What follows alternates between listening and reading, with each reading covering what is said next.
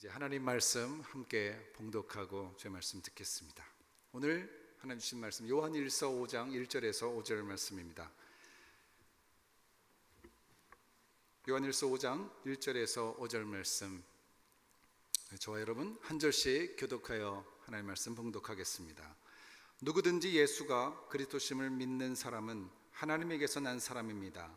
낳으신 이를 사랑하는 사람은 누구나 그분에게서 나신 분도 사랑합니다.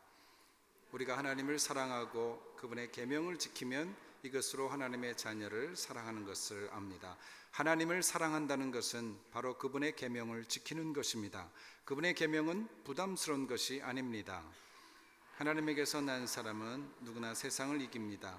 세상을 이긴 이김은 이것이니 바로 우리의 믿음입니다. 함께 읽습니다. 세상을 이긴 사람이 누구입니까? 예수께서 하나님의 아들이심을 믿는 사람이 아닙니까? 아멘. 우리는 자주 하나님의 사랑을 부모의 사랑으로 빗대어 설명하곤 합니다. 그런데 저는 가끔 할아버지, 할머니의 손주 사랑을 보면서 하나님의 사랑을 조부모의 사랑이라고 해야 하지 않을까, 그런 싶은 때가 종종 있습니다. 제가 잘 아는 어느 권사님이 손자와 함께 여행하는 것을 참 좋아하십니다. 초등학생인 손자가 방학이 되었는데 남편 되신 장로님과 함께 손자를 데리고 이곳저곳을 여행을 다닌답니다. 그런데 어떤 여름에 호텔방을 잡아서 여행하는데 침대가 2개가 놓여 있습니다. 그랬더니 손자가 먼저 에어컨이 잘 나오는 방향에 있는 침대를 딱 잡고, 내가 여기서 잘 테니까 할머니 할아버지는 저쪽 침대에서 둘이 같이 주무세요, 그랬다는 거예요. 근데 그렇게 말하는 손자가 너무 귀엽다고 저한테 막 자랑을 하는 거예요. 이해가 잘 안 돼요. 그래서 제가 물었어요. 만약에 아드님이 그렇게 하신다면 그래도 귀엽겠습니까? 물었더니 아들이라면 어림없는 소리죠. 다리 몽둥이를 분질러야죠. 혼쭐 내줘야지, 이게 예의가 없는 거죠. 이런 얘기를 하세요. 또 그 손주가 엄청 깔끔하답니다. 그래서 남이 마신 물, 남이 마신 컵은 절대 입에도 안 되는 깔끔덩이래요. 여행 중에 어디 가게 되면 물을 찾기가 힘들어요. 사기가 힘든 곳이 있답니다. 그래서 가져가는 물이 다 떨어졌는데 손주 거는 챙기셨나 봐요. 그래서 손주가 가지고 있는 컵에 보니까 물이 조금 남아 있어서 목말라서 그걸 살짝 한 모금 마셨답니다. 손자가 와서 물이 조금 없어진 것을 금세 발견하고 이 물 할머니가 마셨어요? 하고 물었대요. 그래서 아이고, 이 녀석이 벌써 알아차렸네 싶어가지고, 그래, 너무 목이 말라서 할머니가 한 모금 마셨는데 미안하다 그랬답니다. 그랬더니 녀석이 잠시 이렇게 생각에 잠기더래요. 이게 물을 구하기 힘든 상황을 좀 파악한 것 같아서 눈을 뜨면서 이렇게 얘기하더래요. 할머니가 마셨으니까 괜찮겠지 뭐 하고 그 컵에 남은 물을 딱 마셨다는 거예요. 그런데 이 장면을 제 권사님이 저한테 얘기하면서 자기를 믿어준 그 손자에게 너무 큰 감명을 받았다는 거예요. 이야, 그런 자랑을 저게 해요. 제가 속으로 저분이 정상이 아니시구나 하는 생각을 했습니다. 저는 예의가 더 중요하다고 생각해서 제 아이들 키울 때도 막 혼내고 좀 엄하게 교육시켰는데, 그럴 때 정말 저희 아버님 어머님이 얘야, 그렇게 애를 혼내면 안 된다고 말리시는 거예요. 본인은 저를 그렇게 혼내셨으면서 손주를 혼내는 거는 이렇게 막아서시더라고요. 하나님의 사랑이 저럴까 싶기도 합니다. 할머니 할아버지의 사랑, 무한히 퍼주고 싶은 사랑, 이게 하나님의 사랑 아닌가 싶기도 한데, 또 어느 때는 너무 이렇게 받들어주는 할머니 할아버지의 사랑을 보면서 부모의 사랑이 오히려 제동을 걸고 회초리도 뜨는 부모의 사랑이 하나님의 사랑에 더 가깝지 않은가, 그런 생각도 해보곤 합니다. 오늘 본문 1절을 보면 하나님과 우리의 관계를 이 부모의 관계로 설명합니다. 그러나 더 생생한 표현을 사용해서 설명합니다. 우리 1절 말씀입니다. 1절 말씀 함께 읽겠습니다. 누구든지 예수가 그리스도를 믿는 사람은 하나님에게서 난 사람입니다. 낳으신 이를 사랑하는 사람은 누구나 그분에게서 나신 분도 사랑합니다. 하나님에게서 낳았다. 낳으신 이를 사랑하는 사람은 나신 분도 사랑한다. 이 낳다는 표현을 3번이나 사용하고 있습니다. 사도 요한은 우리와 하나님과의 이 관계를 그저 어떤 계약 관계, 내가 너랑 아들 삼겠다라는 어떤 그런 계약인 관계가 아니라 부모가 자녀를 낳았듯이 하나님께서 우리를 낳았다는 표현을 사용합니다. 우리를 입양하는 정도가 아니라 우리를 낳았다는, 그래서 낳은 부모라는 사실을 지금 강조하고 있어요. 자, 이 표현을 4절에서도 다시 한번 사용합니다. 4절도 함께 읽겠습니다. 시작. 하나님께서 낳은 사람은 누구나 세상을 이깁니다. 세상을 이긴 이김은 이것이니 바로 우리의 믿음입니다. 우리가 세상을 이길 수 있는데 왜 그런가? 우리가 하나님께로부터 낳았기 때문이다. 하나님의 DNA가 우리에게 있다는 거죠. 그냥 양자로 삼은 정도가 아니라 그분이 우리를 낳았다는 거예요. 그분의 체질이 우리 가운데 있었다는 얘기예요. 이것은 사랑의 관계를 가장 극적으로 표현한 것입니다. 우리는 하나님께서 낳은 자녀들이에요. 사랑 중에 혈연보다 더 강한 것이 있을까 싶습니다. 왜냐하면 동물도 피가 섞이면 희생적인 사랑을 할 줄 알거든요. 피가 섞이면 본능적으로 사랑할 수밖에 없는 것입니다. 자, 며느리 사랑이 아무리 커도 실제로는 딸 사랑에 비할 수가 없는 거죠. 제가 제 가족 얘기를 해서 좀 송구스럽습니다. 그러나 양직 캠퍼스니까 방송에 나가지 않을 거니까 이해하시고 들으셨으면 좋겠습니다. 제 어머님이 제 아내를 참 좋아합니다. 그리고 아낍니다. 그리고 자랑스러워합니다. 그리고 다른 데 가면 많은 칭찬을 합니다. 그런데 제 아내가 참 기억력이 좋아서 가끔씩 아내가 과거에 저희 어머님이 하셨던 말들이 생각이 나서 마음에 서운한 일들이 생기곤 한답니다. 기억력이 좋아서 문제인 것 같아요. 저희 부부가 아이를 처음 낳기 전에 어머님이 그랬대요.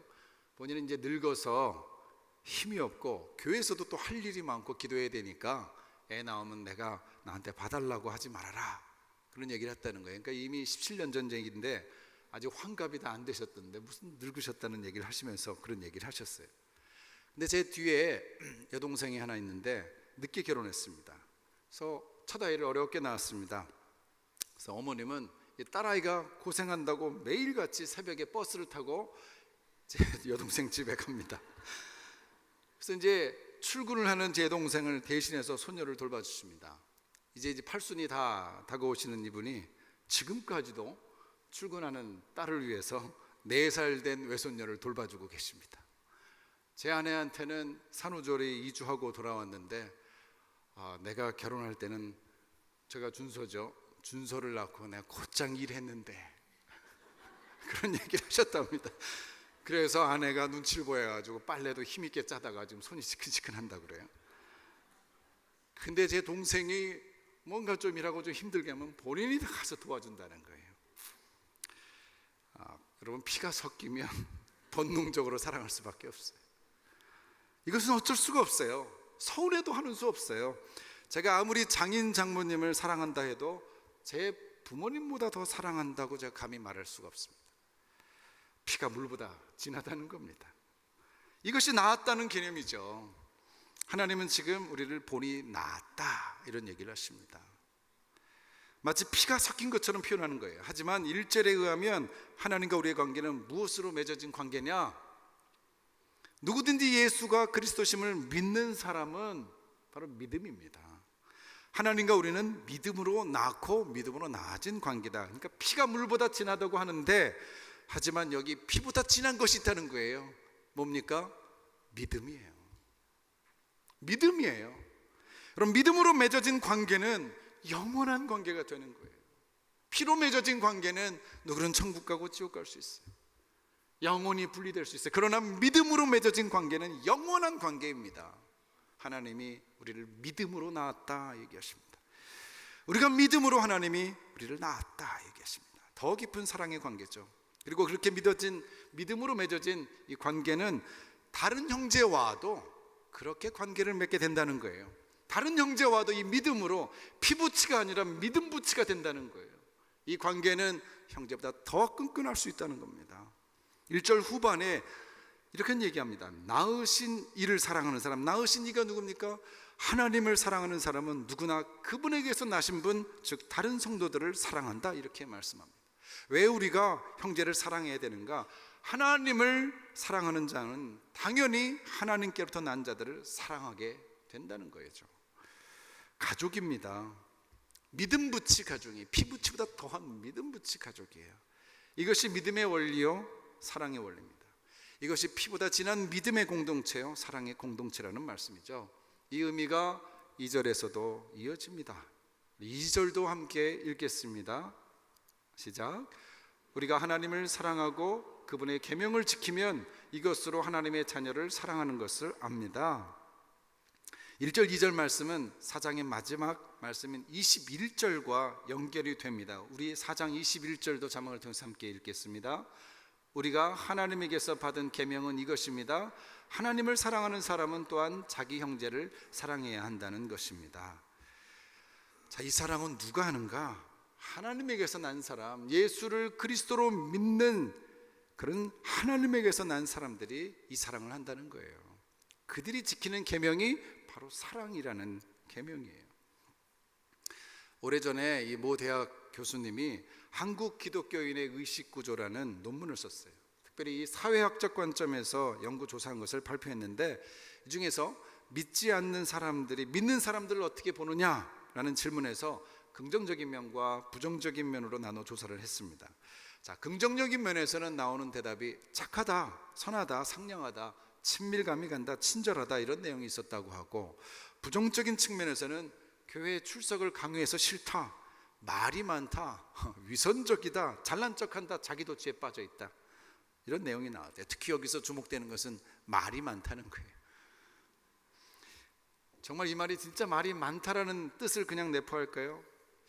말이 있는 만큼 행위가 뒤따르지 않는다는 얘기죠. 행위가 있고 말이 많으면 말 많다는 소리를 별로 듣지 않습니다. 근데 행위가 없으니까 자연히 말만 남게 되는 거예요. 그러니까 말이 많은 것으로 보일 수밖에 없는 거죠. 저 같은 목사가 이런 말을 많이 하거든요. 경각심을 갖는 이런 보고서예요. 그렇다면 사람들이 원하는 그 행위가 무엇인가? 한마디로 말해서 당신들이 말한 그 예수의 사랑, 예수 닮은 사랑을 보여주기를 원한다는 거예요. 그것을 말이 아닌 행위로 보여달라는 얘기죠. 하나님께로부터 나은 사람들은 하나님의 DNA가 있는데, 하나님이 누구시냐고요? 하나님은 사랑이시라 했습니다. 그 사랑의 DNA가 내 안 가운데 있는 것이 여러분 거듭난 사람들의 특징이죠. 거듭난 사람 속에 이 사랑이 있습니다. 거듭난 사람은 하나님을 의식하면서 살아가게 돼 있어요. 하나님을 자주 부릅니다. 그리고 그 하나님이 사랑이라는 사실을 계속해서 고백하지 않을 수가 없어요. 4장 16절에 하나님은 사랑이시다라는 고백을 나의 고백으로 고백하신 적이 여러분들 정말 있습니까? 하나님은 정말 사랑이십니다. 여러분들이 처절하게 그런 고백을 한 경험이 있습니까? 여러분, 이 고백은 우리가 어떤 결정적인 시간에 이르렀을 때에 하게 되는 고백이에요. 깊은 체험 가운데 하나님의 사랑을 정말 느끼고 경험한 가운데 그런 사랑을 고백하는 그 순간 비로소 내가 하나님의 자녀임을 가슴 깊이 실감하게 됩니다. 제가 그 사랑을 깊이 새기고 고백한 한 목사님의 시가 있어서 함께 나누고 싶습니다. 고 유재현 목사님의 시입니다. 자막을 통해서 한번 보겠습니다. 디베랴 바다에 고기 잡는 베드로 찾아서 하시는 말, 시몬아 시몬아 이 사람들보다 나를 더욱 사랑하고 있니? 네가 나를 사랑해갔거든 나의 양을 쳐서 길러다오. 보이는 사람을 사랑하여 줌이 주님을 사랑함 같이 되네. 사실 이 시는 내 주를 가까이 하게 하면 364장의 찬송에다가 개사를 한 거예요. 그래서 이렇게 부를 수 있어요. 디베랴 바다에 고기 잡는 베드로 찾아서 하시는 말, 시몬아 시몬아 이 사람들보다 나를 더욱 사랑하고 있니? 내가 나를 사랑하겠거든 나의 양을 쳐서 길러다오. 보이는 사람을 사랑하여 줌이 주님을 사랑함 같이 되네. 위로는 하나님 사랑하고 아래로 사람을 사랑하자. 사랑은 주고도 또 주고 다 줘도 못 다 준 것 같이 생각되네. 같이 부릅시다. 사랑은 가만히 못 있으니 대상을 쫓아가 보고 싶고 땀과 눈물 피를 전부 쏟아주는 희생을 하고야 만족하네. 사랑은 자기를 망각하고 사랑은 손익을 따지지 않고 사랑은 고생을 모르게 만들고 사랑은 죽어도 기뻐하네. 사랑이 가슴에 불 붙으면 시기와 원망도 없어지고 교만과 정력도 전부 사라지고 자유와 평화만 넘치도다. 사랑은 영원한 생명이요 사랑은 무한한 빛이로다. 하나님 자신이 사랑 자신이요 사랑 그 자신이 생명이라. 하나님의 사랑에 미친 목사님이 쓰신 시예요. 일제시대를 다 겪고 유교를 겪으면서 강원도 철원에 수도원을 세우고 그렇게 다시 납북을 당해서 순교하신 분이 수도원에서 하나님을 사랑해서 지었던 시예요. 이분이 지은 여러 시들이 찬송가로 불려질 때 전 참 많이 울었습니다. 진짜 예수쟁이구나. 이 사랑을 실현하려고 불철주야로 기도하고 사람들을 품고 애썼던 그분입니다. 여러분, 우리가 이런 사랑을 하나님 앞에 고백할 수 있을까요? 사랑은 다 주고 또 주고 다 줘도 못 다 준 것 같이 생각되는, 여러분, 이게 사랑이죠. 손익을 따지지 않습니다. 여러분, 이 노래를 실천하면서 사는 것 하나님이 얼마나 기뻐할까요? 저는 내가 낳은 자식이다 분명히 말씀하실 것입니다. 그리고 3절 말씀 함께 또 읽겠습니다. 3절, 하나님을 사랑한다는 것은 바로 그분의 계명을 지키는 것입니다. 그분의 계명은 부담스러운 것이 아닙니다. 여러분, 하나님의 사랑을 실천하는 일이 부담스럽습니까? 그 계명을 지키는 것이 마음이 어렵습니까? 부자연스럽습니까? 사랑이 가슴에 불붙으면 땀과 눈물 피를 전부 쏟아주는 희생을 하고야 만족한다. 여러분, 그런 의미에서 사랑은 능력이에요. 은사예요. 하나님이 주시는 것이고요, 믿음을 통해서 얻게 되는 거예요. 이런 사람이 세상을 이기죠. 이런 사람이 사랑으로 세상을 정복하는 겁니다. 하나님은 지금 이런 사람을 찾으세요. 하나님의 이 사랑에 전폭적으로 쌓여있는 분, 감동하는 분, 이 사랑을 실현하는 분. 여러분, 우리가 요한일서를 계속 묵상해 오지만, 그리고 사랑에 대해서 많이 들었지만, 내가 과연 이 사랑을 지금 실천하며 매일매일 낮은 곳 더 낮은 곳에서 그 하나님의 사랑을 빛으로 증거하는가 돌이켜봐야 됩니다. 말이 많다고 했어요. 듣는 것도 많은데 행위가 없답니다. 그래서 오늘날 많은 사람들이 우리를 향해서 손가락질을 해요. 여러분, 요한일서를 통해서는 계속 사랑을 묵상합니다. 4절 말씀 같이 읽습니다. 이런 사랑이 세상을 정복한다고 하는데 어떤 분인가요? 4절 말씀 같이 읽습니다. 하나님에게서 난 사람은 누구나 세상을 이깁니다. 세상을 이긴 이금은 이것이니 바로 우리의 믿음입니다. 하나님에게로 난 사람, 예수를 믿음으로 하나님에게도 났어요. 하나님에게 난 사람은 하나님이 사랑이기 때문에 내 안에 사랑이 있어요. 세상을 이깁니다. 이 사랑으로 세상을 이깁니다. 이 위대한 사랑이 어디서 나오는가? 여러분, 믿음에서 나온다고 그래요. 요한일서 4장이 이르기까지 하나님의 사랑에 우리는 묵상했어요. 지난주 4장 말씀 속에서 그 사랑의 절정을 함께 나눴어요. 하나님은 사랑이시다고 그랬고요, 사랑에는 두려움이 없다고 그랬고, 온전한 사랑은 두려움을 내쫓는다고 우리는 묵상하고 들었습니다. 이 위대한 사랑은 오늘 본문에 의하면 믿음에서 나온다 합니다. 그것이 믿음이라는 사실을 요한은 힘있게 강조하고 있어요. 예수 그리스도에 대한 믿음이 이런 사랑을 가능하게 하고, 예수 그리스도를 믿는 믿음이 이런 사랑으로 세상을 이기게 만든다 하는 거죠. 왜 그렇습니까?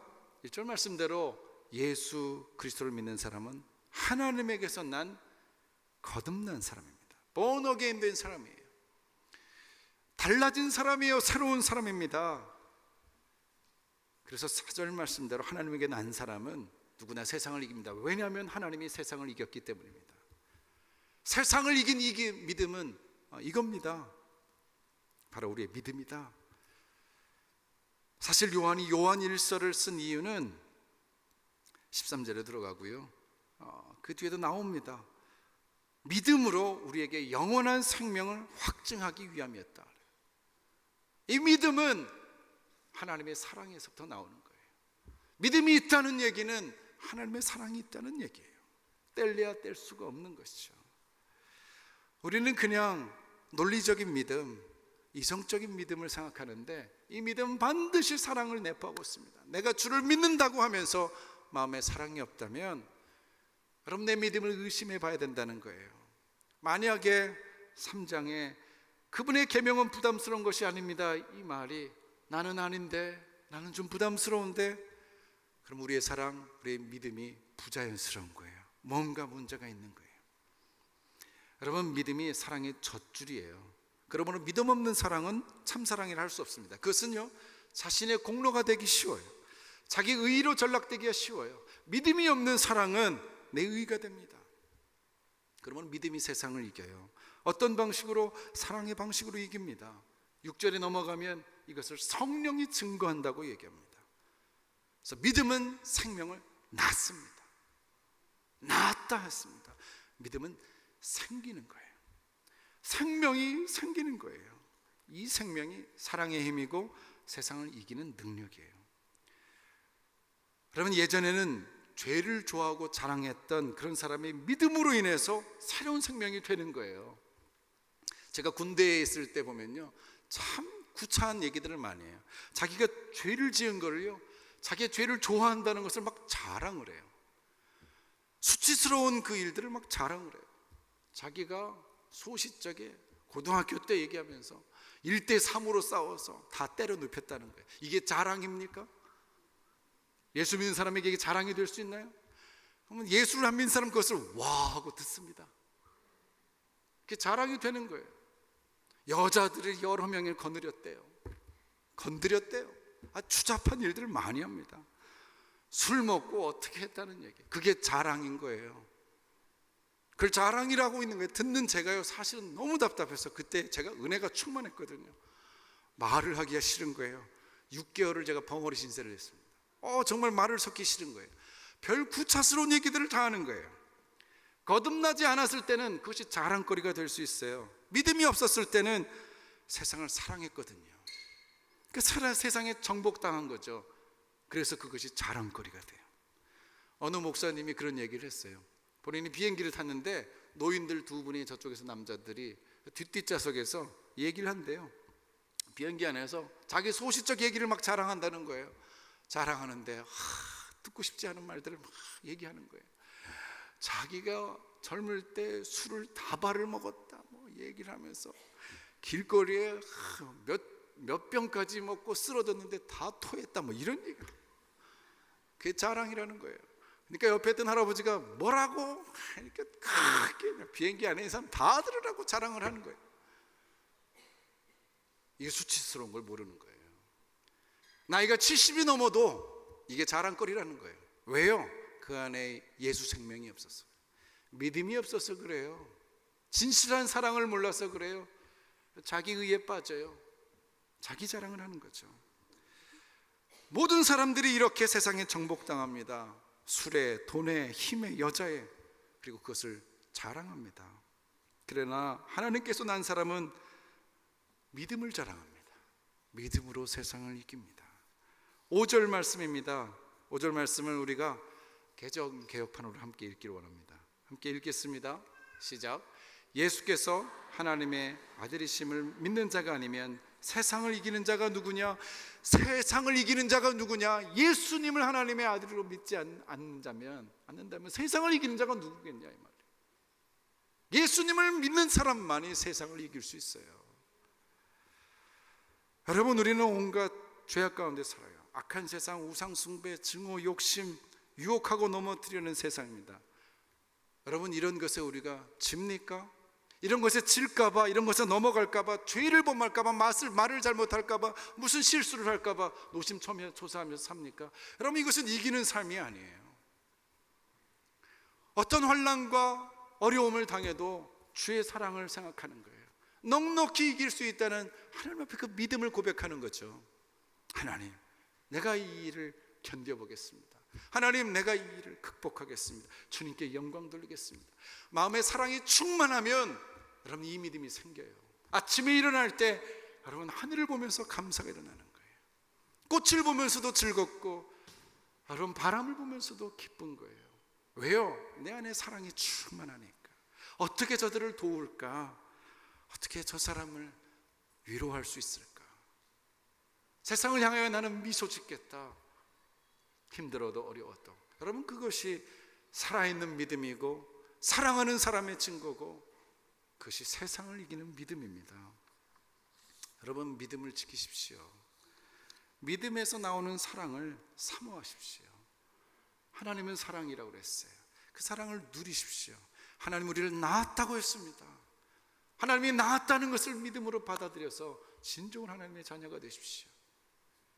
그럼 여러분이 구하는 것을 하나님이 다 들어주십니다. 그것이 5장 후반절에 나오지 않습니까? 예전에는 이재원 목사님이 얘기하셨어요. 어거스틴이 했던 말입니다. 하나님을 사랑하라. 그리고 네 마음대로 해라. 이것이 세상을 이기는 강력한 믿음입니다. 여러분, 요한일서를 다 끝내기 전에 여러분 마음 가운데 사랑이 충만하길 축복합니다. 그 사랑으로 하나님에게서 난 사람을 사랑하는 일에 헌신하십시오. 낮은 곳, 더 낮은 곳으로. 아울리치도 떠나시고, 여러분 고아원도 방문하시고, 주위에 있는 어려운 사람들도 눈여겨보시면서 그 사랑을 전해서 이제는 말 많은 그리스도인이 아니라 사랑 많은 그리스도인의 놀라운 칭호를 받는 여러분 되시기를 축원합니다. 기도합시다.